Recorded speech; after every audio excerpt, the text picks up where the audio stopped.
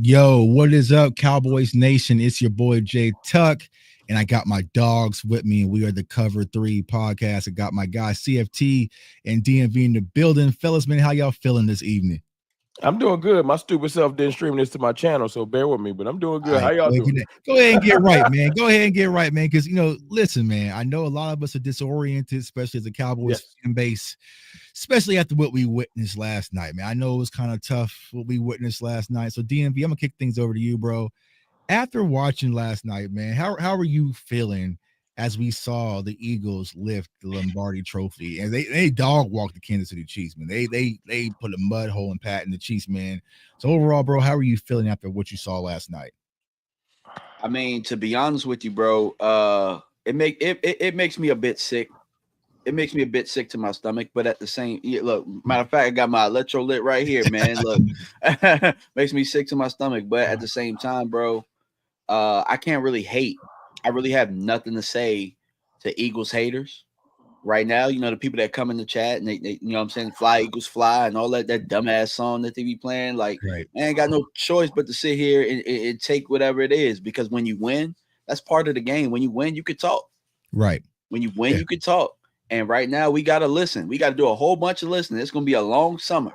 Mm-hmm. It's going to be a long summer. I think LB said it. It's going to be a long summer for us, bro.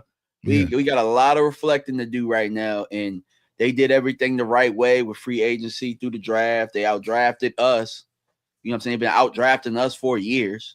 Mm-hmm. So, I mean, at the end of the day, all you can really do is look, learn, and we're going to have to listen to a whole bunch of trash for the rest of the summer.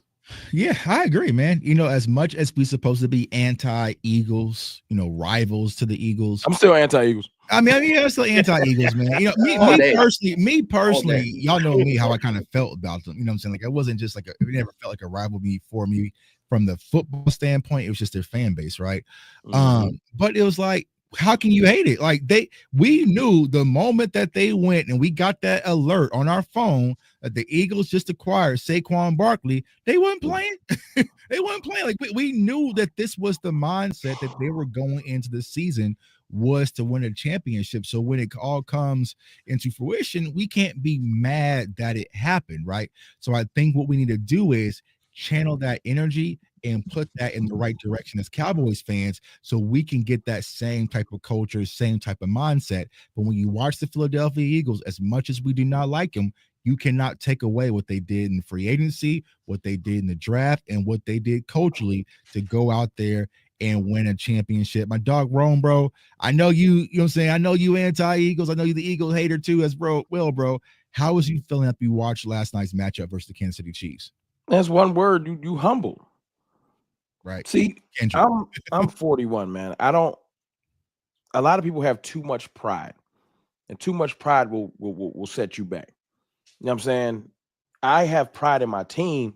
I have pride in myself, etc., like that. But I don't have too much pride to admit when I'm wrong. Mhm. And it just is what it is. The Eagles have separated. Now, they probably have separated way, way before we wanted to acknowledge it. But at this point, watching that Super Bowl, you had to realize we aren't close to them. It's not that we don't have great players. It's not that I don't love Dak Prescott. You know what I'm saying? You see him over my left shoulder. It's not we'll talk that. about that here in a minute. It's that we have to realize, and when I say we, I am encompassing our goofy front office that seems to think that we don't do nothing wrong. That as a franchise, if we don't start to put in some work, it's not just the Eagles we got to worry about. Everybody's separating from us.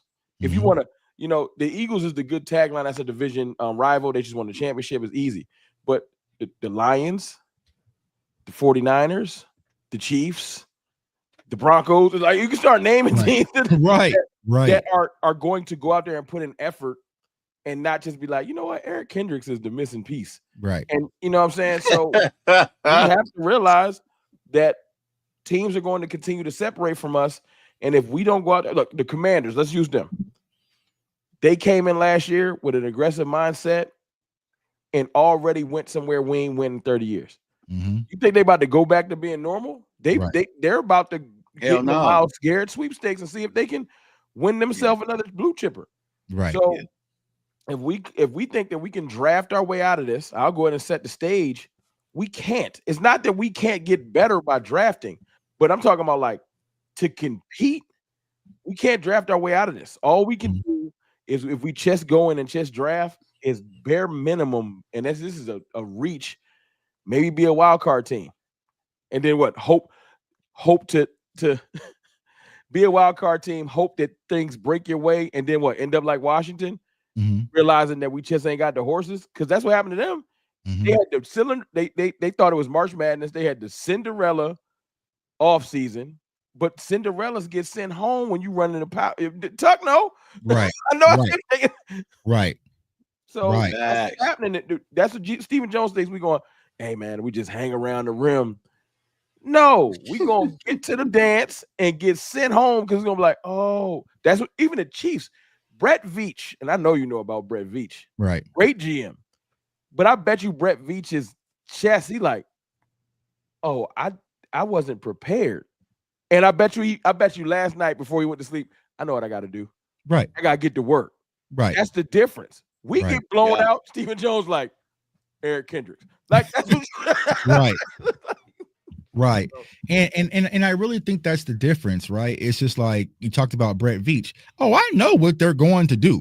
They're going to you can probably count it. They're probably going to get one of these elite running backs that we've been talking about in the draft. They're going to go get one of those. They're going to fix their offensive line. They're going to get two of them. They're going to get Rashee Rice back, and they're going to load the clip. Like me personally, I was kind of joking, but I kind of meant it. Seriously, it's like, I kind of wish the Chiefs would have won because they about to load the clip and spin the block. You know what I'm saying? Like now you bro. This ain't personal with them. This ain't feel good for personal. them. You know, it's personal, right? But it's a different mindset.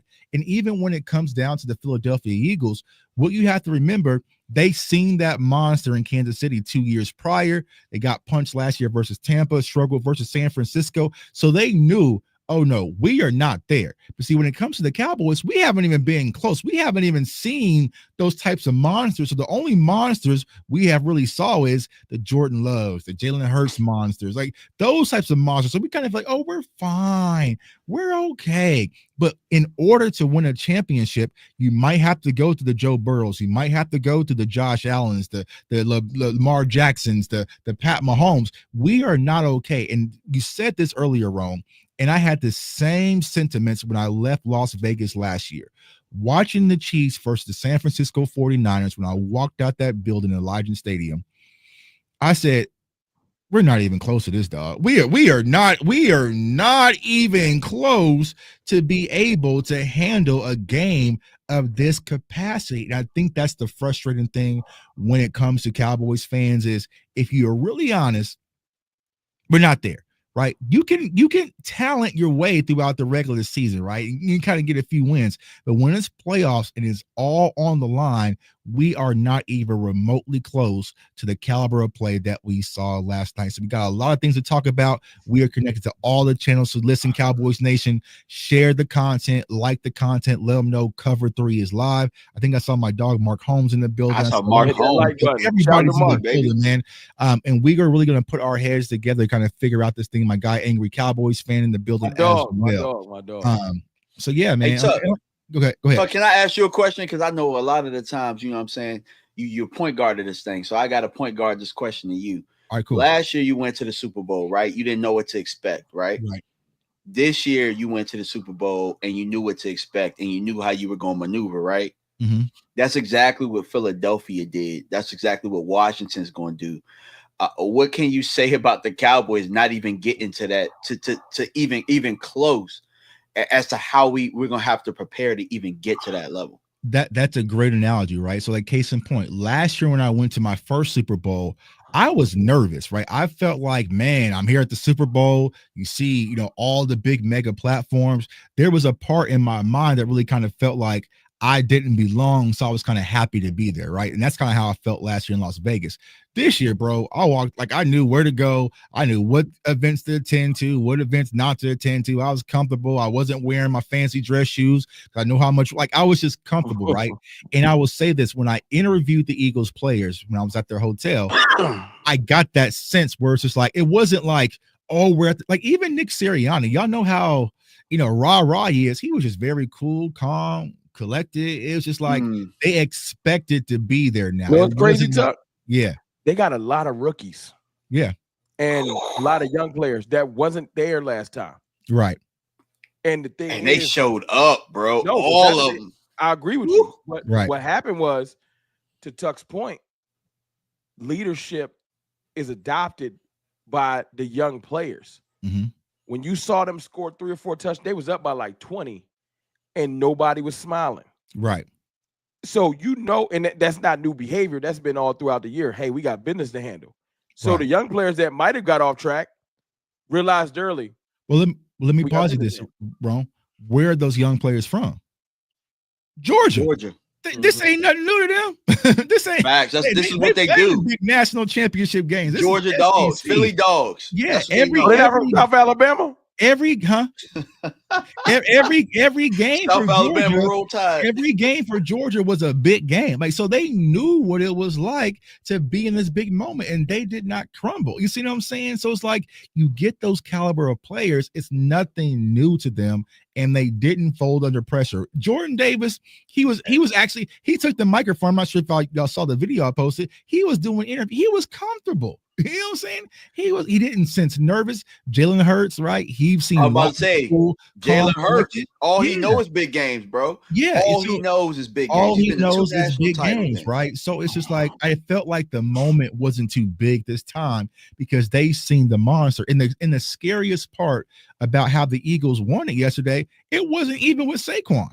You know what I'm saying? I felt like a lot of their confidence laying like it affected the game. They put a lot of resources to stop them. But they didn't need him to score. They didn't need him. They didn't need him. But that is the thing, right? Even though the Chiefs were able to stop Saquon Barkley, they had other weapons to still go out there and win the game, right? And that's going to be something that we're going to talk about. But it was very important. And all Jalen Hurts needed to do was just step up and make plays when it needed to be. Like, he didn't have to be a hero. Jalen Hurts didn't play hero ball, but when it was time to hit those strikes down to Dotson and Smitty, right, he made the proper throws, and ultimately it led to the Eagles. Can I answer a question, Tuck? Go ahead. You got under the panel, can Dak lead us to a Super Bowl? Right. Yeah, so go ahead and get into that, because I know I saw your tweet about that. So now I just want to say, can Dak lead us to a Super Bowl? We will get to the debate is over right afterwards. But to answer that question, yes, Dak can lead us to a Super Bowl. As much as half the fan base think that Jalen Hurts is completely mid and trash, you saw that he can get to a Super Bowl. Mm-hmm. So take out of your mindset that certain quarterbacks can't make it to the Super Bowl, and start to realize that last night you saw quite possibly, if not the best quarterback ever, the second best quarterback ever, looked like he just couldn't get it done. Because when you don't build a team properly, even one of the greatest ever give you the Dak look that everybody loves to make fun of. It's kind of funny how Patrick Mahomes got one of those looks too, when you like, I don't know what to do.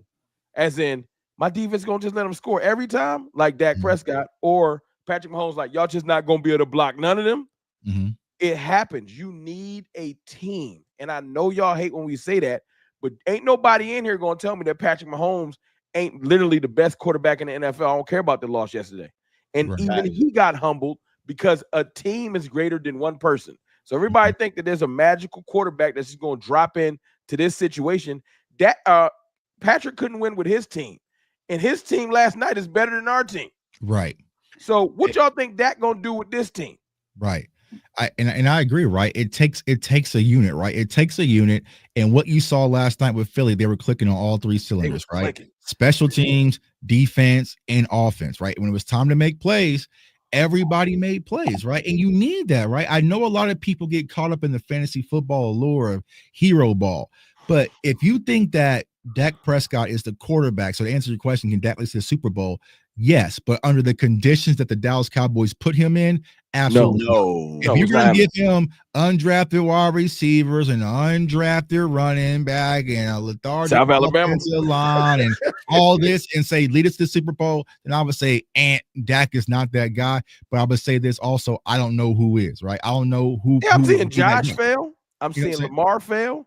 I'm seeing Stroud fail because y'all put him there. Right. Jordan Love failed. Love. Team ain't Purdy. Purdy failed. Right. None who's succeeding. It's not easy. Right. Burrow failed on the stage, but no one's succeeding, because the last person I seen succeed outside of Mahomes was Matthew Stafford. And you know who he had? He had OBJ. He had who's the corner?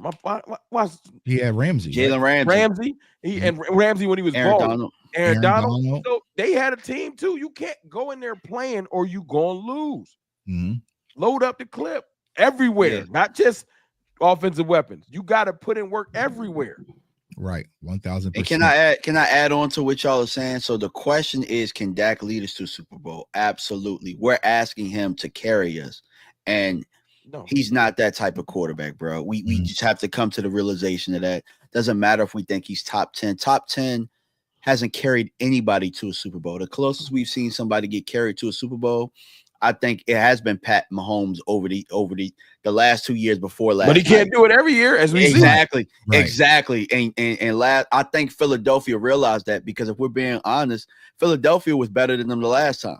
They were better than them the last time as far as the team goes, and Kansas City understood the moments. This time, Philadelphia came in here, like Tuck talked about, with a clear head, clear mind. The whole team, everybody. I knew they were too calm. Even Sirianni wasn't being goofy. Right, he wasn't.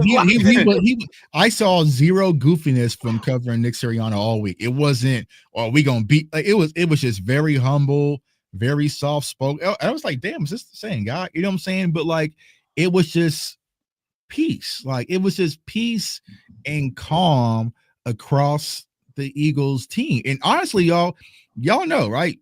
Belly of the beast. I was trapped on Bourbon Street with these bunch of Eagles fans, right? Because Eagles fans pretty much took over New Orleans. Like, they were. I've seen it. It was active. It was like 70% Eagles fans, right?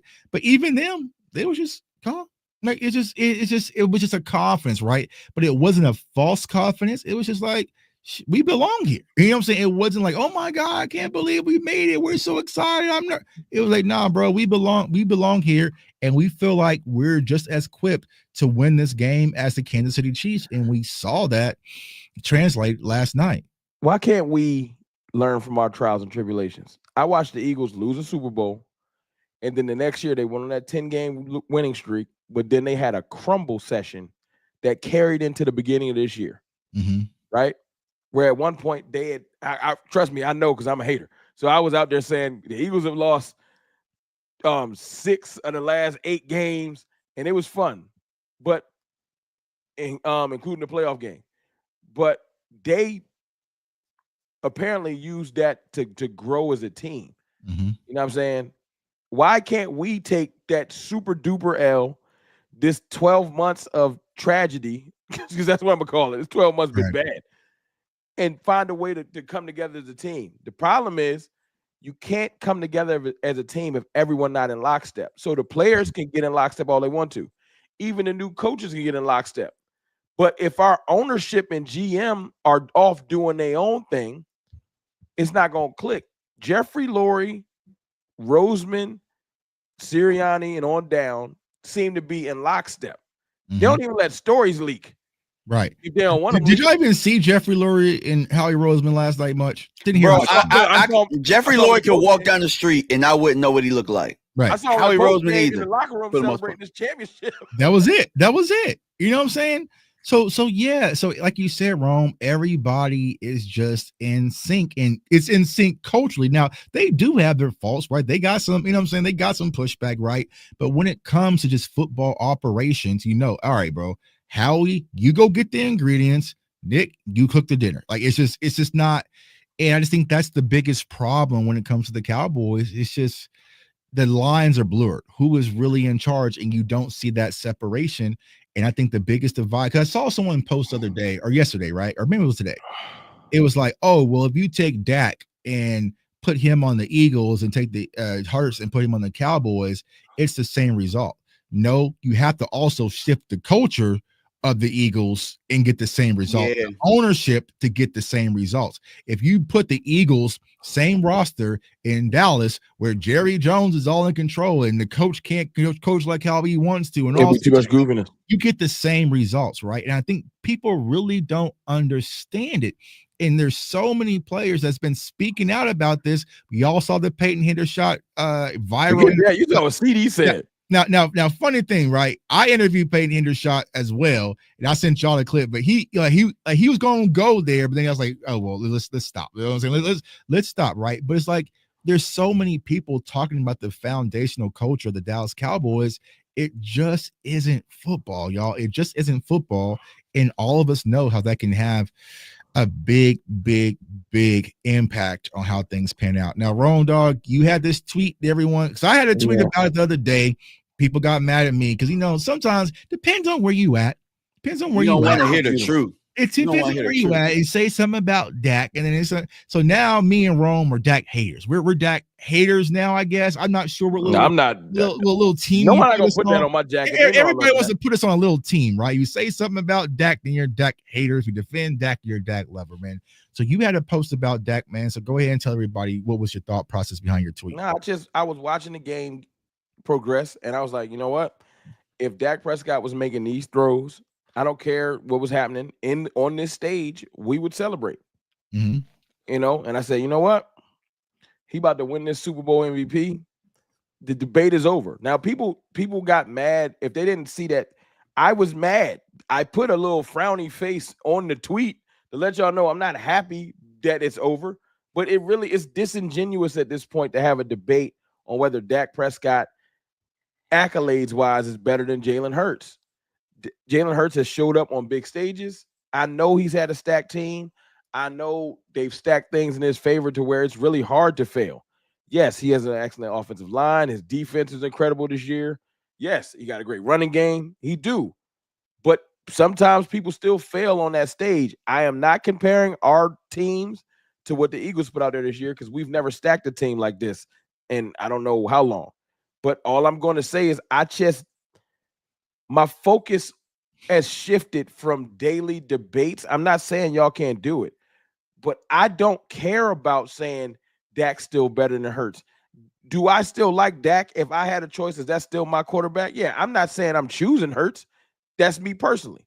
If you would like to choose Hurts, I don't feel like arguing with y'all. All I'm saying is that I saw Hurts ball out. He won his Super Bowl MVP. He balled on the biggest stage. Again, I'm giving him his props. The debate to me is over. I don't care to if I see tomorrow a debate happening on Twitter, usually I would jump in and give my 2 cents. I saw a guy earlier say they started to get into a little debate and the dude responded. I said to y'all in the group chat. The dude responded. He said, you know what, man? It don't really matter. We won the Super Bowl. You have a good day. He didn't even fight with him. And I was so disheartened. Like, yeah, that's why it looks stupid. Right. You can argue, Dak better than Jalen. He can throw better than him. And the dude can respond, okay, he can. But we still won a championship. Not your move. Right. Yeah. Yeah. And then you like, you know what, man? I had an analogy earlier, and I said this to you guys. Everybody used to talk about how Peyton Manning was so much better than Tom Brady. And Tom Brady just kept reeling off after ring, kept beating him in the playoffs, this and that. And after a while, Peyton Manning had to learn, you know what?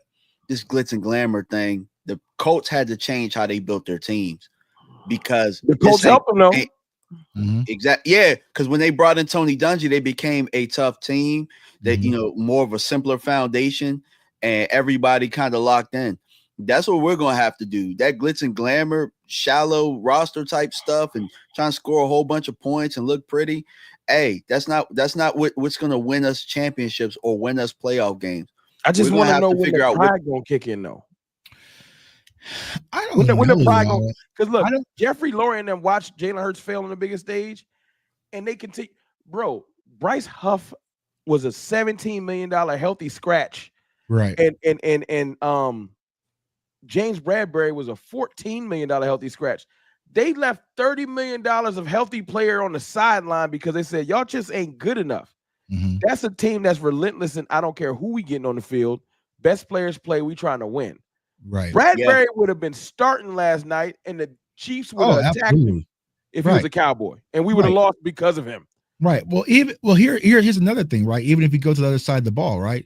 Think about the Chiefs. As bad as their offensive linemen look, their second round pick in Kingsley Samaratea, They didn't even play him. They said, bro, we'd rather get cooked out here on our offensive line than put our second round pick out here because he is not ready, right? They didn't even give him the opportunity, right? So when it comes to this Cowboys, once again, Rome, is pride. And people ask this, like, was yesterday enough? I don't like. I felt like losing to San Fran, the divisional, like should have been enough. That should have clicked the light bulb. Losing to Green Bay, that should have clicked the light bulb. Okay, we were a good team. We stumbled in playoffs. Let's get this. Let's load the clip.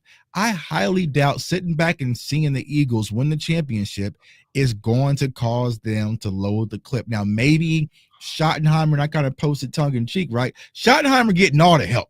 Schottenheimer getting 3 offensive coaches and Ken Dorsey and the dude to watch film. He getting all sorts of help because the Cowboys don't want Schottenheimer to fail because that's you know what? That's a great point, Tuck. Mm-hmm. That's what the Eagles are. That's what the Eagles do with their talent acquisition. Right. The Cowboys have. It's like they have compartmentalized pride. It's like Schottenheimer. We can't let him fail because for some reason they feel like if he fails, they're gonna look bad. Right. But the entire team failing, they kind of fine with. Right. They just want him to succeed, which is because Schottenheimer is their idea. This is their incubated idea right here. So they they don't want to deal with the actual team. Put the effort. They want to be able to say, we did it. We moved on from Mike McCarthy and we got our guy. Yeah, Mike wasn't really theirs. Mike wasn't really theirs. Mike came in as an adopted stepson, bro. Like this Shotty, this is his first opportunity. They got a football family. They could sell this. This is all about being able to I will say sell this though. I don't think Jerry Jones is out here, and I don't think Will McClay and them. I think that Brian Schottenheimer is one of those coaches that's like Dan Campbell. You smart. I'm going to go get people that might be smarter than me and surround because I think he's finding these coaches himself. Like not just him, but I think he's been tasked like, yo, let's go find some of the best positional coaches we can that's hungry. Right. You know what I'm saying? And look, we did get a couple of, I like some of the defensive ads. I like White Cotton. You know what I'm saying? I like Curtis. I like some of the defensive ads. I just like that it's kind of like for the first time in a long time, the Cowboys, this is just coaching staff wise, y'all. This ain't got nothing to do with talent acquisition. We're realizing that we can't just throw Scott McCurley out there. I feel like I know more football than Scott McCurley. I probably don't, but he just looks terrible. Jeff Blasco, Mike Solar, and he just older. And see, I will say this also about the staff that Schottenheimer is putting together. It's not a lot of homeboy hookups. Listen, that's the one thing I said about Mike McCarthy. He interviewing them, bro. He making sure they're a good fit. Yeah, Mike McCarthy was putting his homeboys on. You know what I'm saying? So like, it's kind of that riff. So I think. Yeah, you know what I'm saying? Like, oh man, I know Jeff Blasco from back in the day, bro. He was a tight end coach at camp. Come on, bro. I'll put you on the squad with me. I'll let you coach let's coach running backs. You know what I'm saying? So I feel like when it comes to Schottenheimer, he's getting college coaches. You know what I'm saying? I'm like, oh, you know what I'm saying? Yeah, I'm excited about that receivers coach. I did a little digging from some of the stuff, and I said, wow, like, okay. And see, he's a guy that has always coached speed. You know what I'm saying? He's coached speed. Tez Johnson, like, we know Oregon. Yeah, I put out the short today for the people that need to see it, bro. Tez. Yeah. So look, I'm happy about some of the connections. Like, with all of these coaches so many places, like, say, for instance, like this. Say the Eagles just say, we cutting Bryce Huff. But he's still going to get his money because he got that contract. But it might just cut him. I can see the Cowboys picking him up because he would be cheap and he had his best success getting coached by White Cotton. So, you know, I can see connections because we got so many vast coaches from different areas. Like y'all connected the Tez Johnson thing. You know what I'm saying? You start connecting, well, who did our new running backs coach? And will we be able to consider, are we going to start considering running backs like DMV was telling me that he was really good with teaching backs how to catch out of the backfield with Kamara and Eckler and stuff.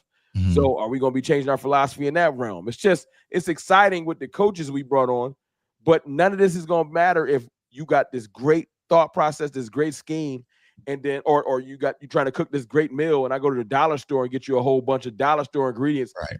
Make a 5-star meal. Right. What? Right. You know what I'm saying? Get me some ingredients. And that's what we're going to harp on until the middle of March, and we find out, oh, they still on that same bull. Yeah, and I think that's the tell, right? We'll see what ingredients they actually go get, man. Salute to Mark Holmes in the building. Also, salute to my dog, Boss Cowboys Move the Sports in the boss and building. Mark, man. Definitely check out Yes, my guys. sir. So yeah, I think we'll have to sit back and see. And y'all know my model's week 6. You know what I'm saying? Like, I'm not going to get too high. I'm not going to get too low. I want to see how this roster is going to be put together. I know a lot. And here's the thing, right? That's painful for me, Tuck. You know. Yeah. Having to wait. It's hard, right? Because, like I said, the way our 12 months has gone since that Green Bay loss, we have been just looking for something to be excited about. You know what I'm saying? Like, we just haven't had anything. You know what I'm saying? So when we see some of these coaching hires, it's like, okay, that's it. Like, that's We what excited. I'm like, all right, bro, let's whoa. Yo, we starving, bro. We need a we starving for excitement. So I understand. These brothers starving. we thirsty. Bro, out I got there. hype about Schoonmaker making regular catches, and I had to catch myself like, oh, he might be coming around. No, he's doing his regular job. Right. We do that all the time, bro. Like, I had to catch myself. Look at him. Hey, look at that janitor. He mopping that floor. Look at him. Like, right. That pine the water in that bucket.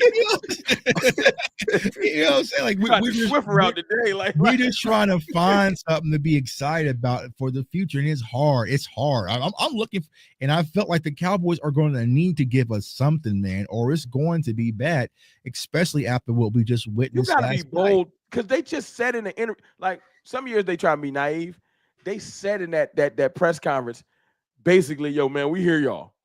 So to do it purposely again, people would have to be like, all right, now y'all clearly said that we need to change some things and all this stuff, and to only sign a linebacker would be nuts. And we signed him barely. You know what I'm saying? We signed him because remember he signed with San Francisco, and Zim had to pick up the phone and be like, hold on, bro, I need something. You know what I'm saying? So it's going to be interesting. Now I want to talk about something because I heard it when I was in not Vegas. Well, it was in Vegas, but I was also in New Orleans when this happened, right? Micah Parsons had some comments, and I kind of talked to y'all behind the scenes about the difference of leadership and the old ways, right? Oh, you're not talking about the Chiefs thing. Oh, no. I mean, shit, Micah. Micah said a lot. This is about to be new for me. Yeah. Oh, yeah. So I ain't know. Drop knowledge on me. Oh, so Micah had said that, he felt like, and this was last week at the Super, or past week at the Super Bowl. He said like he felt like there was a difference in the separation in the locker room between old leadership and new leadership, between the older guys and the younger guys. And you saw that when some of those guys were gone, right? Wink, wink, that the Cowboys were still able to play well and win games, right? So when it comes down to Dak Prescott being our quarterback, but you also have CeeDee Lamb, Micah Parsons, Trayvon Diggs, some of those younger guys, I think there is a difference in leadership styles. And what I'm really getting at, right? A lot of people saw my tweet about Dak Prescott, and I was like, listen, I can't defend Dak anymore, right? And it's not that I'm a Dak hater. Hell, I had a Dak jersey on yesterday while I was sitting there watching the Eagles win the damn Super Bowl, right? So it's not like I don't support Dak, but I can't personally go out there and wave the flag on the front. You know what, Tuck? You told me to explain my tweet. People are confused. Explain your tweet with a dude jumping off the. You explain. Yeah. So they're like, what you mean? Right. So what I was meaning by that is like, listen, Lo, like Dak sits back and he allows some of this stuff to happen. And he doesn't speak up. Speak up. So it's like, it's hard for me to constantly fight for Dak when you don't fight your damn self. And I feel like right now, Dak is one of the elder statesmen of our team. He's been paid twice, right? You can send out some type of tweet, something, and voice your opinion or your concerns about what's going on with the team. Like, case in point, we saw what was happening another day with Micah Parsons, all the trade rumors, right? CeeDee Lamb, who don't even speak, says, hey, man, I'm tired of the game. You know what I'm saying? I'm tired of this shit. So, Dak, bro, where are you at, dog? And like, it's a difference in leadership style. Yes, you can kind of toe the line and play Switzerland all the time, but that's not true leadership. You know what he can do though? He, to your point, like Dak's not gonna he's not gonna cause a ruckus because he feels like that's counterproductive because of that. He got that master's in leadership. But you can still do what you're saying without causing a ruckus. You can send a message by just doing something that's out of the norm. Like you said, you could just say, you could send out a tweet with just words and just say, we will be better this year or something like that. I guarantee we're going to be better. I'm going to see to it. We're going to be better. It ain't got to be demonstrative. It could just be a little beacon of, hey, y'all, I'm letting you know that can let me know, okay, he moving a little different. Stop being so jovial because it gives off the impression that you don't care. Yeah, and so it's not that I don't think Dak cares, right? Where my biggest frustration when it comes to Dak Prescott, just being completely honest, was the same frustration that I had with Cam Newton. So this is before y'all really knew who I was. Like I used to bomb on Cam Newton a lot on Twitter, right? Because I felt like Cam Newton, he was being fake, right? I felt like he even said this, like he finally came out and said, because I said, I always want to ask you this question, right? Cam Newton used to always smile and say the right thing in the right interview, and had the clean haircut, everything, clean haircut, right? Be the corporate clean Cam Newton. And like, bro, I knew you from Florida. Like, that's not who you really are, bro. You know what I'm saying? So why are you putting on this act, right? And finally, Cam Newton said, listen, like after his MVP year, he realized no matter what you did, people are going to hate on him. You know what I'm saying? So then he started letting his hair grow. He started being himself and being a whole lot more comfortable. What I am saying is I am sick and tired of the corporate Switzerland Dak. I want the hard knocks Dak. I want that hard knocks Dak. I want Dak that came in, bro. That was hungry. I don't think this Dak is hungry. I think this Dak wants to go on the beach, kick his shoes off, and take photos. That's what I feel like. Can I be the optimist for a second? Because somebody got to do it. Go ahead. Yeah. Is it possible? Like, it's like what Emmitt Smith said the other day. Emmitt Smith was talking about present and not allowing any room for what could go down. So when we killed Emmitt Smith the other day, it was like, we don't got a plan. Mm-hmm. And he was ignoring the coaching hires. He was ignoring the possibility of, oh, well, maybe we are about to start running the ball. He ain't care about that. He just said, currently, I ain't seen the plan. I'm not giving y'all credit for something until I see it. Yeah. To y'all point about Dak Prescott, you got to take a L. You got to have a horrible experience before you can show improve. And right now, we in the midst of it. He won't be able to show improve till September. But for the first time in a long time, bro, Dak has gotten it. No matter what, the media might say they hate him, but they'll say, but he'll dominate the NFC East. Dak Prescott went to bed last night, literally considered the third best quarterback in this division. And no, it's not even like a sort of debate. People already moved Jaden in front of him. And we can't even have a discussion. Like I said earlier, I'm not debating Dak Prescott versus Jalen Hurts. So, and he's coming off an injury. So it's different than 2-3 years ago when you got hurt. 2-3 years ago when you got hurt, people still said, well, he's better than Sam Howell. Let's not do this. Right. But now, he literally is going to, for the first time in his 10-year career, people like, hey, man, you old, you injury prone. Not mobile. And don't let the Giants bring in Cam Ward, bro. Right. Then exactly. So I want to see, I'm going to give it, this is my point. I'm going to give him some grace. To y'all point, hey, you better dig deep. You all this extra, I'm smiling because I feel like the division is in hand, and you should, everybody that's a Cowboys player, coach, and the owners are the owners, should be nervous. Mm-hmm. You should a good nervous. I'm nervous now. I said, yo, I ain't never seen it look this bad.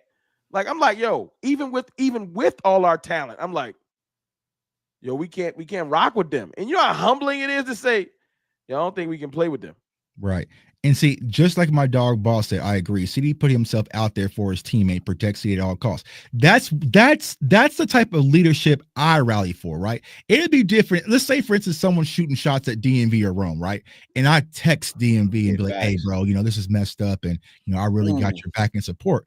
Nah, bro, I'm firing out publicly and saying, nah, bro, you're not going to disrespect. And that creates a different type of connection with your teammates, bro. But you sit back and you allow all these things to happen. Yeah. You tell Cowboys fans, all right, don't believe, jump off if you want to, but then when you're mic'd, you're saying we effing suck. So how do you really feel, bro? We've been telling y'all effing suck for weeks. You see what I'm saying?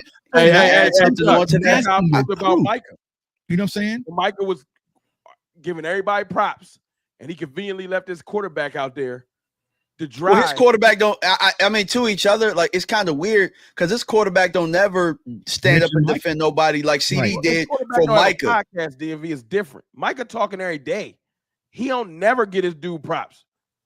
Dak only talking if it's a promotion, so that it's not same playing field.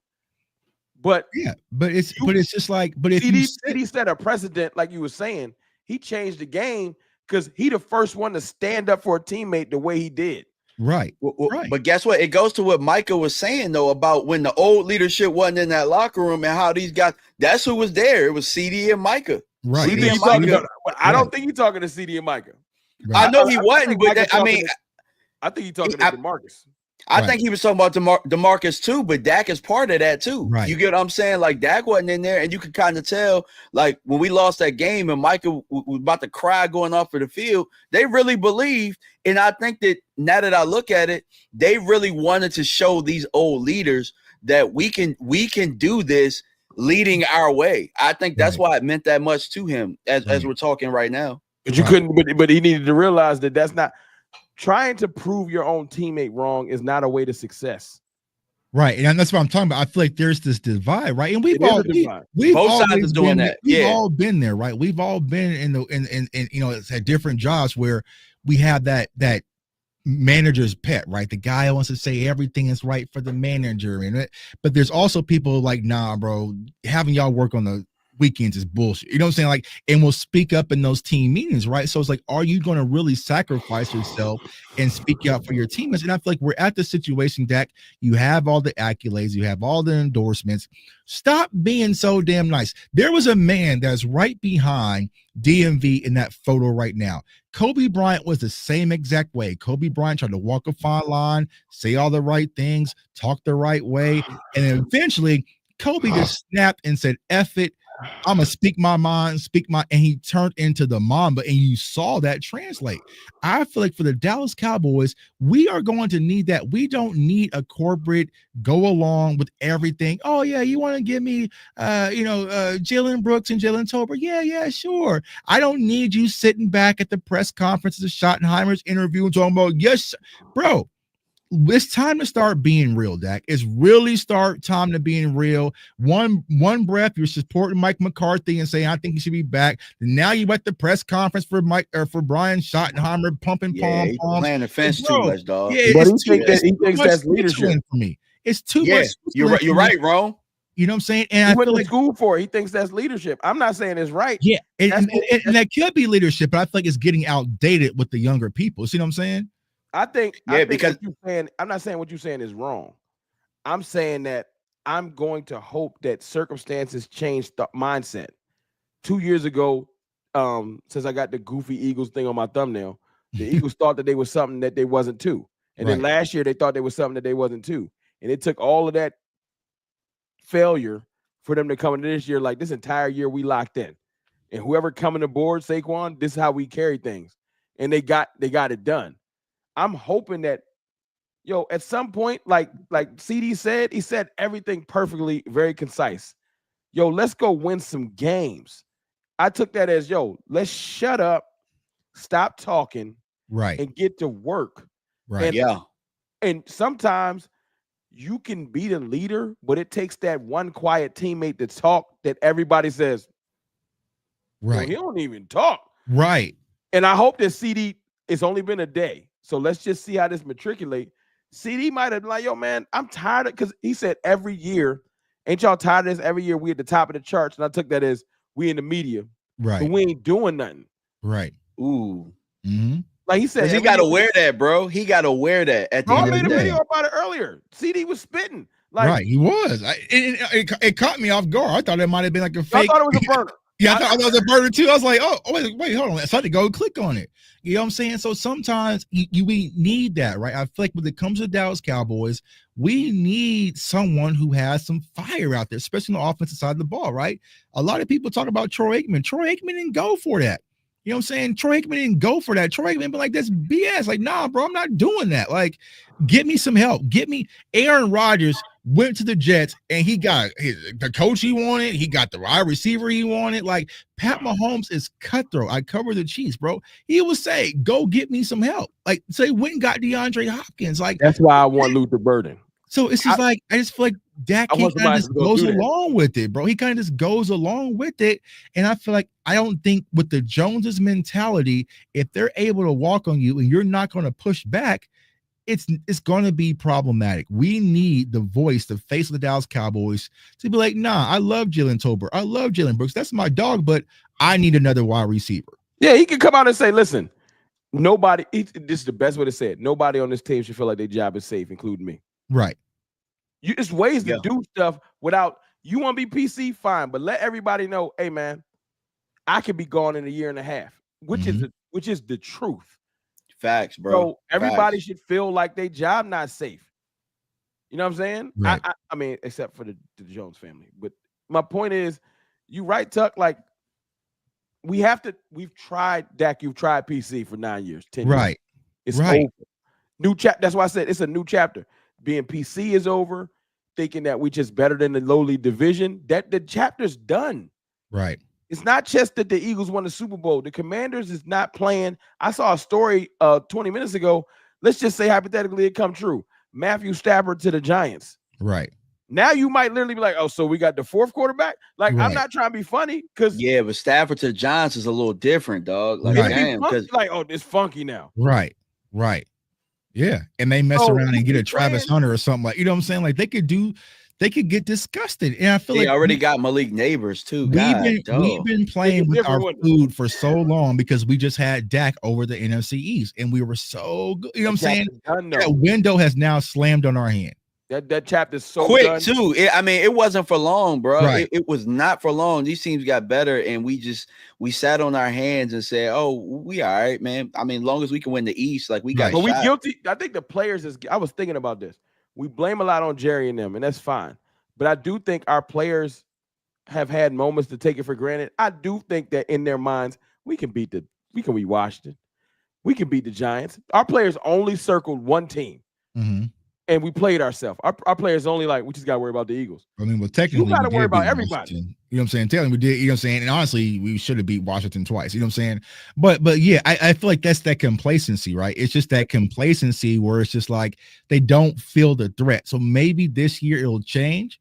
And because if you go back to when the Cowboys was trading for T.O. and doing all that, it's because the NFC East was tight as hell. You know what I'm saying? You had Eli and the Giants, you had McNabb. Like, so in order you had to make moves, right? So hopefully that is back and they're going to feel that pressure inside the division. But like I said, y'all, just like you said, Rome, I'm just tired of the PC stuff. You know what I'm saying? Like, bro, like we are the world and I believe in everybody. And it's like, nah, bro, you need to miss Dez, man. And I don't care that. And another thing that kind of threw me off a little bit, and I think you talked about it, Tuck, is like I need a guy like Jalen Tolbert not to feel comfortable. And he looked giddy at that damn press conference. And he be showing up the Dak backyard. I don't care that you show up the Dak backyard and that you're showing up the press conferences. I'm bringing in Luther Burden. I'm bringing in a Buka or somebody like that that's trying to rip your head off and take your spot, bro. Straight up. And see, here's my concern with that, right? Who really helped Jalen Tolbert start to grow? It was Brian Schottenheimer. They were connected. When I was out there at camp, not last year, but the year prior, right? They were at the hip like this, him and Shotty, right? And he talked about how helpful Brian Schottenheimer was. So then you show up with Dak and you're sitting arm in arm at the press conference. And so I'm going to believe in the underdog. Brian Schottenheimer is the underdog. Not that good. And so it's like, yeah. So it's like that's where I worry, y'all, about the complacency with this team, because it's like, oh yeah, I believe we are not going, like you said, if we roll into April 15th, about a week before the draft, and we've done nothing in free agency, let me say this clearly to the person that's watching this, to report to Jerry Jones or Stephen Jones and give him that report we heard about. Hear me clearly. If you think that you can sneak by because you did some good coaching hires and don't do anything in free agency, like don't do anything, and you think that we not going to light your ass up like a Christmas tree, I promise you, every content creator under the sun will be calling the season dead before you draft your first player. I don't care if you go get Genty. If we don't sign a free agent, even Genty won't be able to swing it. We're going to just be like, we got a running game, but we probably going to fail. Because we're going to know that you can't look at that juggernaut from last night and think that Genty can be Barry Sanders. Right. And Barry Sanders got buried in Detroit, bro, because they ain't do what we're asking you to do. Hey, Tuck, I need a favor. What's up? I need you can't draft your way out of this t-shirts. I'm gonna hit you on the side. Gotcha. Because you can't draft your way out of this. Right. You have to sign other players. You just can't. Right. I'm sorry. We can go, what we got, 10 draft picks? Like 9 or 10. We can go 10 for 10, and you still be short because we don't even have enough players to fill the team. We got to re-sign some of our own just to fill the team. 20 plus free agents, right? And that's pivoting to another conversation I saw last week online was weapons versus trenches. What if I told you can go buy some players for the trenches? What if I told you that? You can do it. What if I told you that the trenches, or at least on the offensive side of the ball, is your strongest group on the team? Right. I'll take a Hernandez though. I'll take. I would too, but I would too, bro. But I'm just saying the weapons over the trenches, bro. Like if we look at our roster, how it is today, I think Kansas City would have flipped over backwards to have our offensive line. Right. Easy yesterday. What if I told you, DMV and Tuck? This is my poor expert opinion, that it wouldn't even cost that much to get what we need before the draft, because some of the places we need players, we're not saying go buy a superstar pass rusher. We're saying that, go get some veteran defensive tackles, not the ones that'll cost $20 million, just not the ones that are grown men, just not Linval Joseph. Right. Like go get two decent defensive tackles, a guard, and maybe a veteran corner so Diggs don't got to run up out of his knee trying to get back on time. And you know what? If we sign like them 5 people and maybe another veteran linebacker, which is super cheap, we're going to the draft like, let's go. And then you dump the draft on top of that. You see what I'm saying? Then, and someone had the posters like, I want to buy our trenches and draft our skill positions. Because my comments saying it. Because skill positions, they're easy. It's easier for a running. I mean, DMV, you play running back. It's easy for a running back to hit the ground running. It's easier for a running back or wide receiver kind of hit the ground running. You're talking about taking a right tackle and switching them out the left tackle, and hopefully, like, bro, this is going to be a huge ramp up here, right? We do that every time, dog. Every time we take a tackle and switch them to guard or switch them to it's the dumbest thing I ever seen, dog. Right. And I feel like the Cowboys ego, like, well, let's work with Tyler Smith. That's 1-on-1, right? I think Guyton gonna be better in this system, but that's another video for another day. Me too, bro. I don't think Guyton was nearly as bad as we made it seem. Right. He's just a rookie. Yeah. And we ain't want him to. We wanted him to be all pro. Like, well, Tyler Smith. That's another thing we lied. He wasn't as bad as them chief tackles last night. That was probably some of the worst tackle play. That shit was worse than Steele last night. Right. It was bad, bro. Right. Like real bad. And they benched their rookie, and that's the best they had to offer. Right. Didn't even let him touch the field. You see what I'm saying? you can go, bro. Didn't even let him touch you can go get sign some of our key guys back, get 4 to 5 outside acquisitions, and then go into the draft. That ain't even crazy though. It's not. We're not asking for a lot. You know what I'm saying? We're not asking to go pay $40 million at every position. Like, nah. Yeah, but I'm not. Look, I'm not asking for Myles Garrett. That's the hot name. Right. I know we ain't getting Myles Garrett, and that's fine. But look, you want to swing for the fences? Maybe talk Khalil Mack, 34-year-old ass, into come here. Right. Mm-hmm. But I think Foot said it, and Zach Bond was a 1-year, $3 million from Philadelphia. That was some good scouting. We need linebackers. Right. That was some good scouting. Hell yeah. We need linebackers. All right, bro. It might not be 1 year, $3 million, but hey, you might have earned twice as much as that or whatnot. You're a Super Bowl champion now. Well, who did it? Which one of y'all did the fact that we can come up with $100 million? I know we can. I think it's the way you can flip switches. So if you come with $100 million, players we need, we got the money. Yeah. Problem is they don't want to flip the switches like that because they're worried about 2029, Project 2029. Yeah, we can reconstruct Dak, and then you're gonna be on the hook until 2029, bro. What is this, bro? I would love my dog Action Jackson. Salute to you, bro.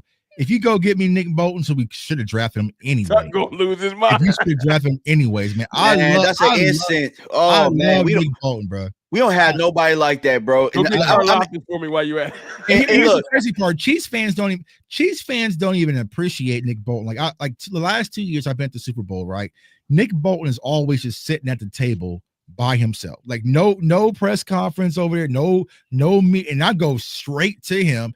And like, bro, like I honestly need to get him on the show, bro, because I would love to sit down with Nick Bolton and just talk football because his IQ is through the damn charts. You see what I'm saying? As a middle linebacker, and he's very, I don't want to say, well, he does have some Ivan, but he's more IQ. And even when I scouted him in the draft, right, bro, his IQ at the linebacker position is through the charts. I would love to have Nick Bolton give Ebert. Usually, I'm trying to think how the Cowboys think. They usually give new coordinators one toy.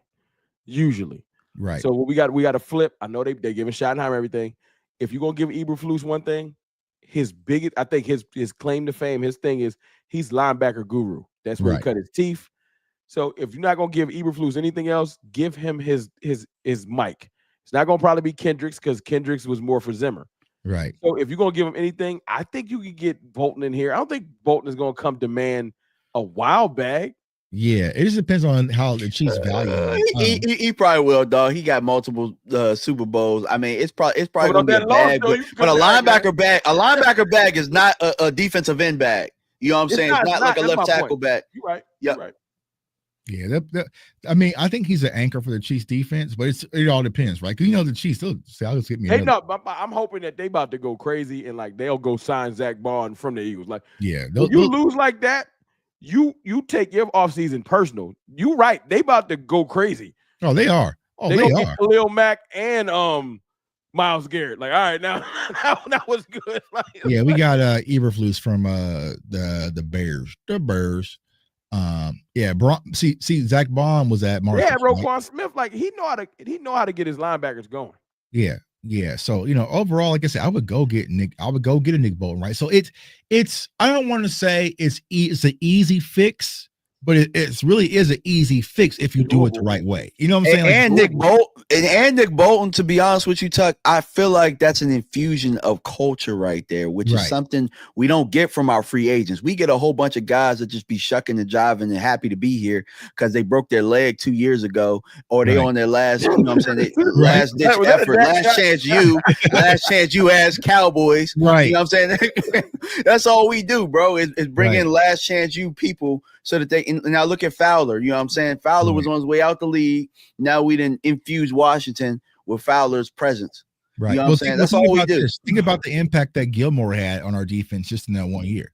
Everybody elevated because you had a championship veteran who's known the game. Trayvon even said he started eating different. You know what I'm saying? Like all sorts of stuff. And our folks ain't like it. Jerry and them ain't like it. They didn't like it. That's why they ain't bring him back. I mean, how you don't like that? How does that? I don't know. Sense? He was trying to come back too. You know what I'm saying? Like, I don't know if y'all remember that interview with him and B. Cooks, man. It sounded like he was trying to come back, and Dallas was like, well, yeah. Cooks probably would come back. They about to run him out of here too. Oh, yeah. Cooks is probably out of here. Cooks is cooked. Unless he come back cheap. You know what I'm saying? But they'll probably do, Stephon Diggs, right? Because it's a name. Now, you know what they're going to bring in? A story. The dude that used to, our wide receiver coach used to coach Cooper Kupp. Yeah. So we're gonna get a name. We're gonna get a name that's an outdated name that people are familiar with. Oh, we got Cooper Kupp, but it's not my age. You know, you know what I'm saying? We got Sippy Cup. Right. We got Cooper Kupp, you know what I'm saying? Like, so I worry. I really worry about the mindset, bro, when it comes to this front office, man. I Tuck, if I asked you to do this, because you got that software that nobody need to know about, my fault. but if I asked you, hey man, find us like 5 free agent linebackers that's under the radar. Because there's players that every year that we just ain't thinking about. Mm-hmm. That's better than what we got on this team. No disrespect to Maris and everybody like that, but we just need some experience. I bet you can go out there and find, like, yo, you can build I bet you, if you be like, Rome, I could put this team back together for $50 million. like Louvu last year, Louvu for Carolina, and Washington ended up picking them up. And God, dog, dude is all over the field. But that has to be another one of those out there. That might be this week's project. I might do a video on that. Eberflus want linebackers. If we get a veteran linebacker and 2 veteran DTs or 1 good veteran DT, so we don't have to think that the DT that we do draft, we want him to turn into Aaron Donald. Let him develop because you got some veterans, and then we'll be cooking. That's our problem. I might do that tomorrow. Probably will be fine if you ain't want him to be Tyron Smith first day. Right. Yeah, I might do that tomorrow. Where I kind of just put together free agency and then sprinkle a mock draft on it, and people forget Tyron was getting his ass kicked. He was getting his ass kicked in year 1. on the right side a little bit. Guyton, man, when I seen what Clayton and y'all can laugh at me. When I seen what Clayton was doing, because I'm watching as a novice, I don't know all the names, but I'm watching how these guards and tackles is getting out in space. And I was like, oh, we don't never do that. What's this about? I want to see what that be like. I ain't never had it. So I'm looking at I ain't gonna say it, but I want to see what that be like, Right. I'm watching Guyton. I'm like, well, Guyton is a former basketball player, if I'm not mistaken. Right. He can move. And tight end. You know what I'm saying? He can move. So putting him out in space might be like the cheat code if you get creative with his athleticism. Mm-hmm. So I'm like, I mean, that was the whole attraction, was supposed to have been his athleticism. You see what I'm saying? So, it's going to be interesting to see how all these puzzle pieces are put together, y'all. But like I said, give it time. But here's my concern with our schedule. Once again, I don't think we're going to have a lot of time. You know what I'm saying? Like, we have to be ready. We won't be able to have another learning curve where, like, oh, our defense started to put together at the end of the year. Like, that's not going to work. Our expectations. That's why free agency is important, because you got to get guys that come in here that understand what that schedule is like, who those guys are that we're playing, how to prepare, and so we can hit the ground running, and we not really in the whole, oh, he's got to get his feet wet, he's got to learn. You draft him, you got to play him. Right. They better not. There's no way. I just can't. Like, I swear, I know some years we go into these off seasons feeling ourselves. Like, I'm optimistic, and even I'm like, I don't know. So, can the players truly be thinking that, like, we right back at them next? Like, they gotta be feeling the pressure. You don't think they feel nothing?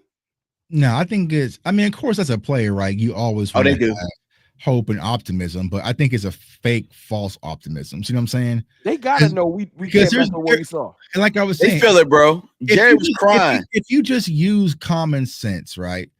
You have a first-year head coach coaching in his first year, the third defensive coordinator in 3 years. Like, that's not a recipe for. You got the Super Bowl champion. It would be a miraculous story if that's the Super Bowl championship. You see what I'm saying? So it's like, as a player, you're gonna feel about it, but you still have to go to work. You see what I'm saying? That's a great point, Tuck. So our expectations, Cowboys fans, this should be one of the first years in a long time. And I know that the running joke is, this is our year. Nobody say that, but I don't think none of us should be going into this. This should be house money year, as far as, like, bro, our expectations is not a championship. It's not even a championship game.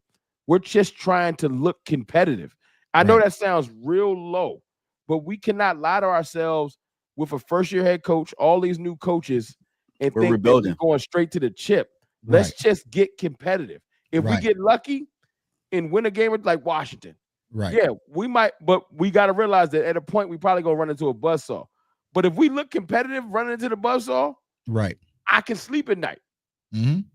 Yeah, I don't have the expectation. I know a lot of Cowboys. The only way my expectations would change, we would have to go out there and smoke the draft. You know what I'm saying?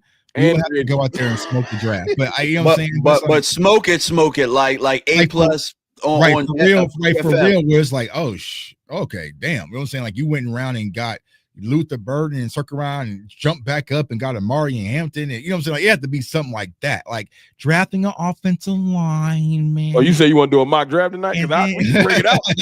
And then getting a defensive tackle. And you're like, like, no, you have to go out there and smoke it. So, honestly, if it's me, even with the rebuild that you're talking about, if Vegas sets the line at 11 wins for Cowboys, I am slamming the under, y'all. I swear to God, I'm slamming the under of 11 wins. Everybody take that betting advice. So that I'm saying, like, that's where I'm at. That's a freebie for X picks. That's a freebie. That's a freebie. Now I know, you know what I'm saying, Cowboys. I smoked last night's game. I gave everyone free plays. And I think out of 5 of them, 4 of them hit, including Jalen Hurts MVP. So we had 4 out of 5 last night. I gave y'all free money. I ain't gonna ask you what you made, but they had a comment in it, didn't it? Yeah, a few comments. I had to get my money back from the Super Bowl. You know what I'm saying? Like, I had to bounce back from the Super Bowl. So yeah, only Selected Grant Calcaterra couldn't even get one catch for me, but it's what it is. So it's like, yeah, if they said at 11, bro, I'm taking the under. My expectations for the Cowboys, but here's the thing I'll say. Here is the wild card. Here's the positive for a lot of Cowboys fans who want the Kool-Aid. When there's zero expectations, that's when they play well, because there's no pressure. And I feel like next year there's going to be no pressure. Okay, Dallas Cowboys versus the Kansas City Chiefs live on Sunday Night Football. You're going to see red boxes that says Chiefs all over. You know what I'm saying? So they can play free. They can go out there and play free. There's no pressure. But then it'll be like, oh, the Cowboys versus Broncos, and everyone's picking the Cowboys. And that's when them hands will get a little started. Wait till this season. Dak Prescott about to be ranked 22nd. The only two players that's going to get love when this season come is CeeDee Lamb and Micah Parsons. Right. So you're right. The expectation is going to be so low. Right. It's crazy. Right. Yeah, so this is my dog Chan in the building, man. So, you know what I'm saying? Like, there's some good Eagles people out there. You know what I'm saying? I'm happy for them, man. So I'm a Birds fan of Sports Tuck and CRT, man. Appreciate you, my dog, man. I ain't happy for y'all, but I respect y'all. Yeah, I respect. You know what I'm saying? They earned it, bro. Like, you can't be mad at they literally told you what they were doing. And they said, we're going to get Saquon. No one said, oh, well, they got Saquon. They ain't going to make the playoff. Bro, we knew what was going on. Like, we knew what their mindset was. And here's the thing.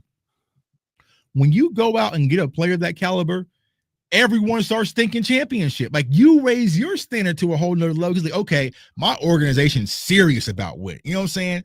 But let's say you sitting at home and you're a Cowboys player and you tweet that the Dallas Cowboys have now signed Eric Kendricks. You're just like, all right, cool, man. He's good, but that's how the players felt. You know what I'm saying? It was like we saw how our players were acting. Like, damn, they got Saquon. They even said, like, I saw Jay and Lou, like, the Giants allowed this. You know what I'm saying? Like, everyone was like, oh shit, the Eagles got Saquon. Bro, you know what is the reverse thing? We watched the draft. You got one of our leaders that does his show. Shout out to Micah. But when the Eagles draft players, bro, it's a new thing that they do every year where Micah just. Right. I think you getting players. Yo, the messaging the messaging that sends to your own teammates. Right. Bro, you sad? And they like Quinyon Mitchell. Man, this happened every year. I was like, yeah, kind of disheartening, bro. Like, chill out. but it's the truth because he was right. I love Mike. Rarely be wrong though. He rarely be wrong with his takes though. That's the crazy thing about it. I mean, well, he did jump around for Mozzie, you know what I'm saying? But that was one of them bricks. The concept. Yeah, he liked the idea, but like, yeah, bro, like I was sitting there saying, damn, dog, Quinyon Mitchell is just sliding the draft, and then they traded up with the Commanders and got Cooper DeJean. Now, a lot of people wasn't on Cooper DeJean. I ain't know about him. I was trying to. I knew he was the best corner in the draft. Hey, bro, this corner is good as you know what I'm saying, but he's right from Iowa, and everyone wanted to make him a safety. They got the two best corners in the draft. They got the two best corners in the draft, and back to back. I was just like, how did y'all let this happen? And two of the best D tackles back to back years. Yeah, and that's what I'm saying. So, like, for me, I can see it happening. So, yeah, it hurts, bro. Like, I remember being in Vegas in that room where it's like, the Eagles got Jordan Davis, like the wall started shaking. You know what I'm saying? The wall started shaking. It's like, all right, and then it was Jalen Carter in Kansas City, and then Nolan's. It's just like, bro, what is going on? Just keep letting this happen. What is going on? And you know what'd be funny though? Like, we sit here and we be like hating on it, like, man, they just drafted names, dog. They were just on PFF and they just drafted names. Like, Jordan Davis only gonna play 2 plays. Right. I've heard both of y'all say Jalen Carter. I ran the draft. Some of my PFF drafts, I'd have smoked the Cowboys. Yeah, like, so whatever. Yeah, like, I would have smoked them. You let me, and I don't even know. Out of South Alabama, the Cowboys. Like, man, y'all gonna stop hating on Jalen Tober because he led the team in touchdown reception. I don't like nobody. You know what I'm saying? On our team. And so if people could compare Rico to Jahmyr Gibbs, then y'all gonna stop hating on my dog. I don't like Jalen Tober, Jalen Brooks, or Jalen Moreno Cropper. I love him, but I'm tired of Jalen's on my team, dog. Stop hating on. I feel like Jonathan Mingo middle name is Jalen too. Like Jalen Mingo. Like, you know what I'm saying? Everybody that play receiver named Jalen, and I don't like it. Right. Jalen Mingo. You know what I'm saying? So yeah, Jalen Flournoy. I'm cool. I don't know, dog. But it's like something has to change with the mindset when it comes to the Cowboys. And listen, y'all, if they are complacent this offseason, because I saw someone post like, oh, we are 1 month away from the opening day of free agency. That's gonna be so probably 2 months. We 2 months away, possibly 3. You know what I'm saying? But we gonna about to take that boat out for a spin. Yeah, we gonna get those. He's back. Oh, now Scott, what you sign? Also, he's back. Okay, bro, we about to be in gaslight season though. Because when was it? Was it the combine? No, it wasn't the combine. It was a Senior Bowl. We got the all in. We're gonna get another interview before free agency. And when's the combine? Next week, and I'm not going there. I'm not gonna be there. It's next week. I'm just saying, when the combine goes, you know that goofy camper goes. They gonna circle around him. Remember last year he was scribbling. It looked like he was having a seizure. Oh yeah, I forgot about that. So we about to get more Jerry next week. Brace yourselves. I'm already prepped for it. And my point is, Jerry's gonna be like, okay, the Eagles just won a Super Bowl. This is Jerry's mindset, y'all. I have to say something crazily goofy to loop him back in. Don't fall for it. Next week he's gonna be like, we going after Myles Garrett. He gonna just lie. Don't fall for it. Well, you know, we really like a lot about Myles, and it's gonna be something that's he's scribbling on his notepad. Unless it happens, don't believe it. Unless it happens, because all in got all of us. Well, at least it got me. Yeah. Yeah, Jerry said we're going all in, and the Eagles end up winning the Super Bowl. Ain't that?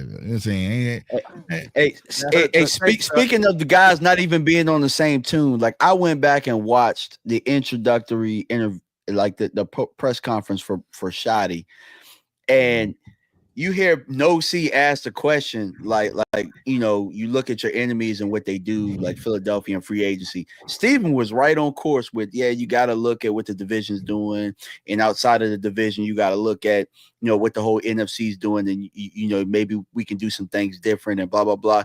Here comes Jerry, all of course talking about. I took a jet and then I drove an old truck and this and that, and blah, blah, blah. You can't have everything that you want. And I manage the salary cap. Like, I feel like everybody wants to be on the same accord. And then Jerry be like, nah, I don't know what y'all talking about. Like, we ain't talking about this backstage. Like, nah. Like, and that's really where it starts, man. Like, that's really where it is. Hey, can I say something? I'll give somebody some credit.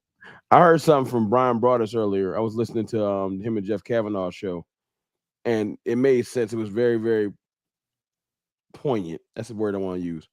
He said Will McClay had figured out how to win the division.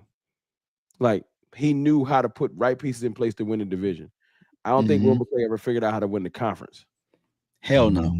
And my point that's because it's all undrafted free agents, bro. Right. But I think if Will just got his new contract, he's staying in Dallas, all this extra stuff. Will, when they go sit down and talk to Steven and them, I hope that Will is smart enough to say, hey, y'all, I know what we used to do. We will not be able to compete. This whole, like we did drafting and waiting 2 or 3 years for these guys to matriculate. We have to, I hope somebody is in there. I don't know who's in that room. They can be like, hey, y'all, we have to sign some people or we will fail. Right. Somebody got to do. I don't know who it is. Maybe it's Charlotte. I think it might be Shotty. Might be him if they don't want him to fail. Maybe he's the one that's got to go in there and do that. But like Tuck said, if the relationships with some of these guys is what it is he comfortable having those conversations? If Shotty can look at Jalen Tolbert, last Jalen Tolbert shot, if he can look at Jalen Tolbert and think that I can coach him up to be like Devontae Smith, that's malpractice and he should be fired.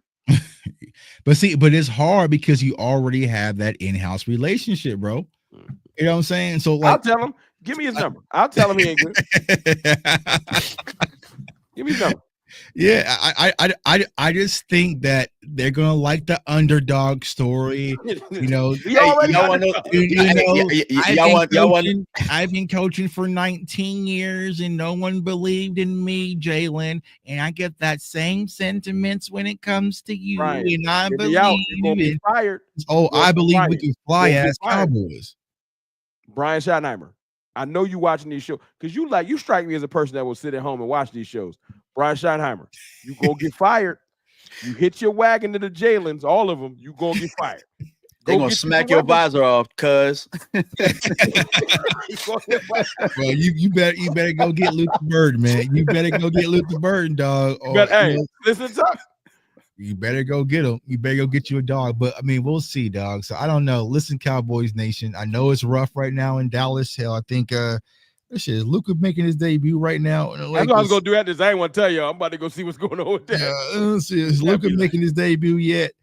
Let's see. AD was looking all right though. Like for 2 seconds. AD yeah, so it don't start till 9:30. Luka about to go for a damn triple double tonight. 10. Oh man, like it's been a horrible 12 months of sports, bro. I don't know what the hell happened. DMV? You said what? What's your basketball? Don't even ask me, dog. I'm from the DMV, dog. Oh, you a basketball team here? Wizards, we the Wiz kids, bro. Bro, I'm a Rockets fan. The Bullets. Hey, dog, we haven't been nothing since John Wall slipped in the shower, bro. That's it. I'm a free agent. John Wall used to carry around them blickies. Oh yeah. John Wall. It was there. John Wall had the thing, packed that thing on it. Hey, before we dip, man, let's get to these super chats. We got a few super chats. So let's see. Down South Cowboy 504. Appreciate you 50 Full Boys New Orleans. I had a good time in New Orleans, man. It's the first time I've been in New Orleans. I was like 6-year-old, man. Yeah, you know what I'm saying. Food was good too, wasn't it? You got your workout, don't you? I ate some king cake. I gotta get this king cake up. I gotta go to the gym tomorrow. King cake is like that, bro. Yeah, you get some gator bites. I brought a whole ass box home, bro. I had king cake for lunch today, bro. I gotta put this shit away, dog. It's damn near like a croissant cake or something like that. It's like a frosted cinnamon roll cake. Yeah, it is. It's amazing. I'm about to have you on YouTube when I get off here. Yeah, bro. It's amazing. It's damn near probably like a 9,000 calories, but it's good as hell. I had this shit for hell yeah, bro. Fellas, Cowboys got to hit free agency hard. I agree, bro. If we don't do that, it is what it is. Let's see here. Poppy Peach 187 $5 super chat. Are we a weak fan base because Mavs fans sit on business with front office? I'm gonna fight this one because training camp was really empty this year, and so was some of the stands in some of these games. I think it's starting to trickle down. Yeah, for sure. If they don't do something, it's gonna be really bad, really bad. If they have a bad free agency, it's literally free agency. The training camp gonna be empty. But see, I think the hardest difference when it comes to the Mavs versus the Cowboys, right? The Mavs had to build it, right? They had to build it. Mark Cuban had to build it out the mud, right? So people don't fly in all over across the world to go see the Mavs play on a Tuesday night, right? So their impact is going to sting a lot harder in Dallas versus the Cowboys. If we all did that, like I said, you don't think Eagles fans won't take over our stadium to go do fly Eagles fly all around? You know what I'm saying? So it's like, it's hard, but I agree, man. Like when we were doing the fire the GM Jerry movement, it's not gonna work. But the Mavs everybody know he can't be fired, so they know. But Jerry felt it though. That's why he had that heartfelt them crocodile tears, like he was trying to fake cry. Man, we ain't give a damn. Right, he went there and cry. You know what I'm saying? Care about your old ass tears, your old ass privileged tears. We don't give a damn about your Bronco truck. Don't care about that, bro. I just wish one of us could get in there. See, Tuck can't do it because he's building a reputable reporter. Let me in there one time. I won't be letting there again, but I'm gonna get these questions off. Yeah, no, they give me escort out there so damn quick. You know what I'm saying? Like, don't mess it. Let me crash out. What do you ask him? Let's see. It'd be like head of state security. Yeah. The wordologist. Now it was crazy, right? Because kind of give you guys some insight behind the scenes, right? When you're sitting at the podium, those press conferences, right? It's the Eagles PR people, so they were calling people that they know. And so I was like, because Nick Sirianni, I had a question for him. I didn't get called, so I was like, man, they ain't called me.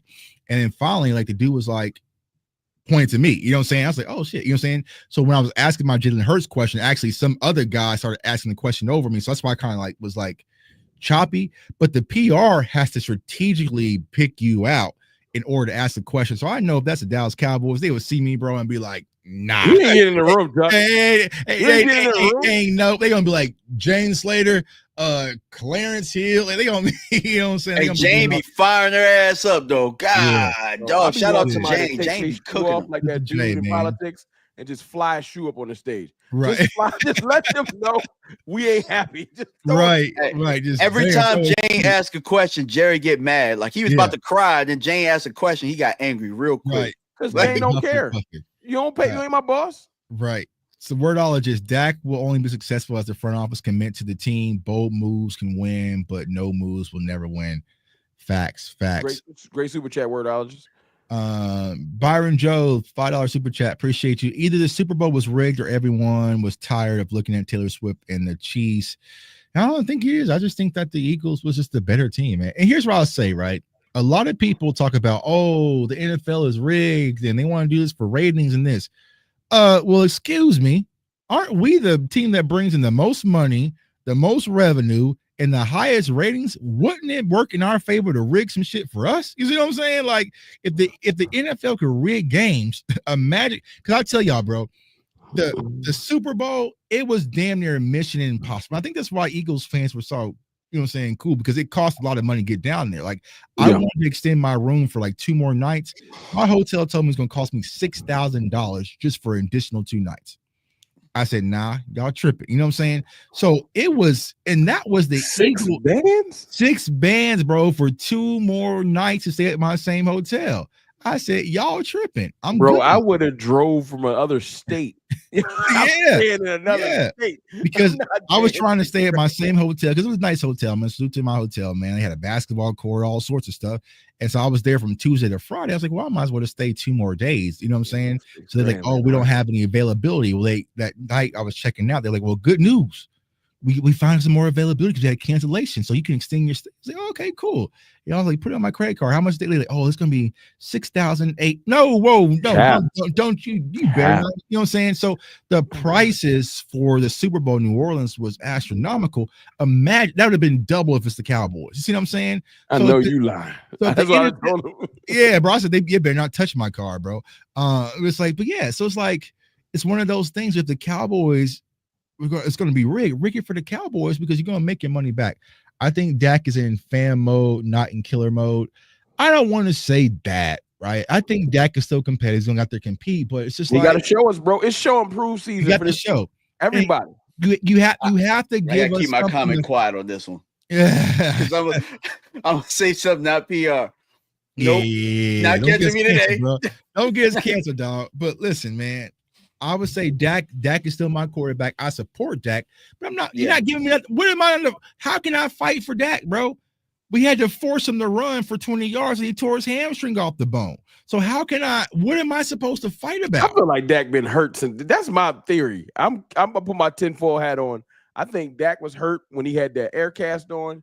He was overcompensating. He went to run and tore something, and he was lying the whole off season talking about who just rock an air cast off the humble. But how do you defend and fight for a quarterback who lost versus the Saints? You know what I'm saying? Like what am I using to fight? You know what I'm saying? That's my thing, right? What am I using to fight? And so if someone says Josh Allen's better than Dak, right? What am I using to fight? I'm not debate's over. I'm not debating with nobody. Yeah, I can't. You see what I'm saying? We shouldn't even, as a Cowboys fans, that's just a great way to wrap it up, Tuck. We should not even want to debate. No. It's not fun debating. That's why I told the Eagles fans back when Dak got hurt, I said, well, I'm not arguing with y'all every day. Why? Because I'm not doing it when I don't feel like we got a shot. Right. So why would I debate with y'all? Y'all got it. Right. You got it. Walk the Chiefs. Y'all got it. Right. And see, that's what's making it. I mean, granted, they're not really focused on it, but like that's what's making it kind of bittersweet for the Eagles fans, because even the Eagles fans that want to come on our channels and gloat, I was like, congratulations. I can't fight, bro. I told y'all week 7, ain't nothing to fight about. So they want the fight. It's like, come on, Tuck. Come on. They don't care. They're still trolling me. They don't care. Oh, yeah. I mean, they ain't said nothing to me. Bro, I ain't get no Eagles. I ain't get nothing at all. And I told them I wasn't running from no smoke today. There's a couple burner accounts. There's probably some videos about me. I don't know. But like, I thought my phone's going to be crazy, but. I gave him congratulations, and the couple burner accounts will bait you like, yeah, you better congratulate us. Yeah. I'm not 10 years old. That don't right. Yeah, you better say congratulations or else. You know what I'm saying? My fault, burner account. You got it. Yeah, you got it, bro. You got it, big dog.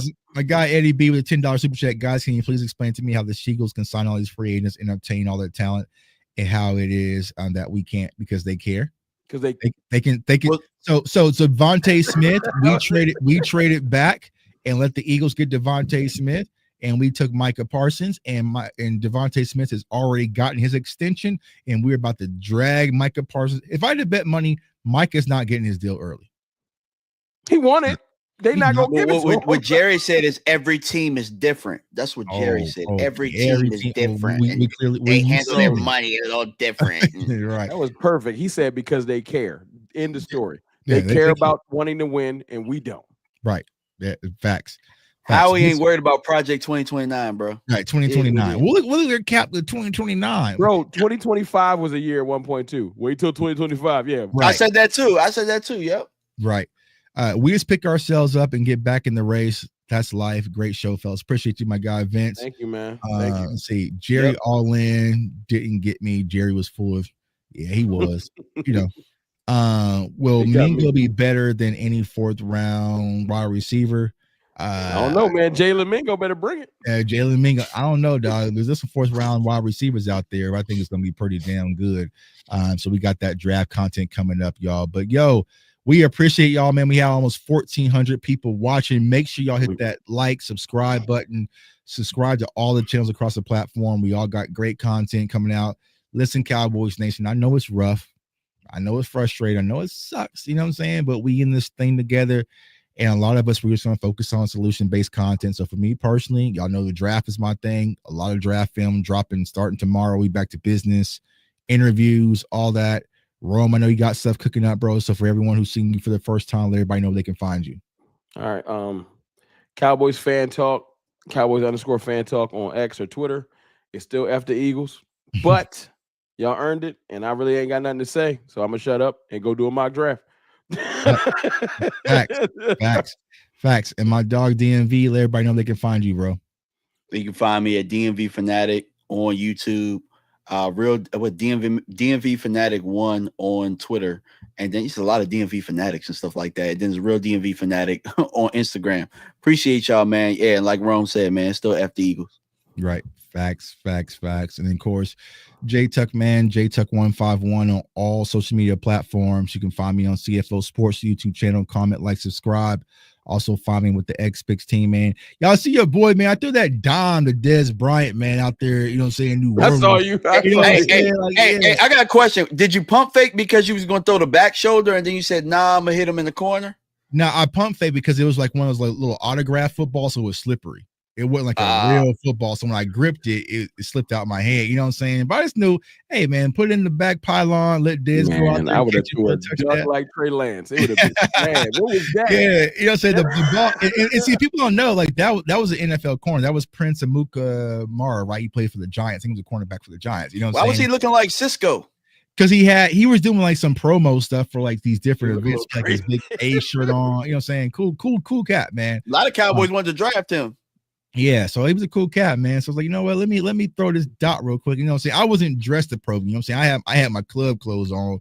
You know what I'm saying? So because Lotto was out there, I had to look good for Lotto. You know what I'm saying? She's a big mama. Tighten up. Yeah, all right, hold on. Hey, tighten up, baby. Tighten up, man. You know what I'm saying? But I had to throw a dot to my dog Dez, man. So overall, it's a good time in New Orleans. Have fun out there, man. And next year we'll be at Santa Clara. Let's hope the Cowboys will be too, man. So, we appreciate all y'all support, man. Cowboys Nation, keep y'all head up.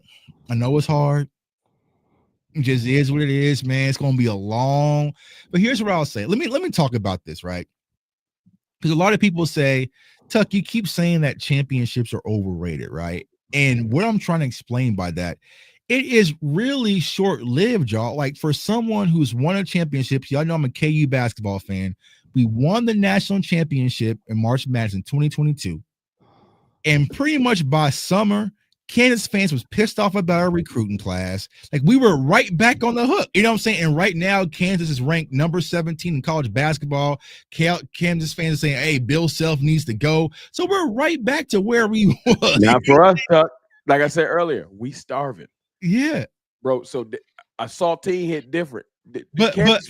Kansas fans get fed too much. They spoiled.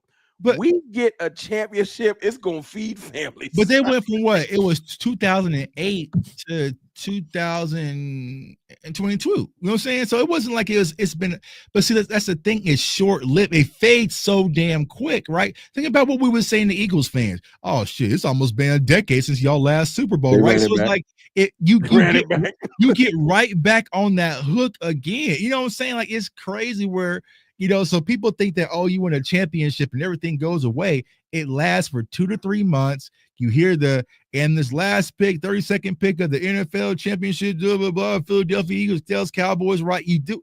And after that, I can't believe we took a lineman. You right back on that hook, man. It's the addiction of being a sports fan. Oh, yeah, I agree with that. You know what I'm saying? It's not like it's going to be done. You know what I'm saying? If we win a championship and win a Super Bowl, we'd be excited. And 5 months later, we'd be back on Twitter. Tell you one thing I'm not doing. About something else. If the skies part and the seas, whatever, and we win a championship, I promise y'all this. I will not be trolling any Eagles fans or I won't care. I'm going to be on such cloud nine. I'm going to be bragging, but it ain't going to have nothing to do with them. Right. Right. Hey, yeah. I'm like, when's the parade, dog? I'm going to Dallas. Now here's how you win. Here's how you win. You win a Super Bowl and then you just done. I just vanish. You know what I'm saying? Channel gone, everything. like Tuck go, bro. Like I'm out. You know what I'm saying? Like leave while you on top, man. Because if you win that championship, you walking out like John Elway. I'm done. And you turn around next season, a 4-win season, you pissed off again, man. So we appreciate y'all. Like I said, solution-based content. We all in together. Cover 3 fam. Make sure y'all turn the notification bell so you do not miss out, man. Listen, Cowboys Nation, it's the off season officially, and y'all know we're gonna do our work, man. So, hit y'all with your mellow. Cover three, man. We appreciate y'all, man. And y'all, everyone have a good one. Peace out, man. All right. This video is brought to you by BetUS Online Sportsbook and Casino. And right now, BetUS is offering exclusive deals. So go over to BetUS, use the code YouTube150, and they are offering 150% up to $2,000 bonus deposit on your first deposit and 125% on your next 2. So if you want to win money this NFL season and use free money, you cannot beat free money. Go over to BetUS, use the code YouTube150, and let's get this money game.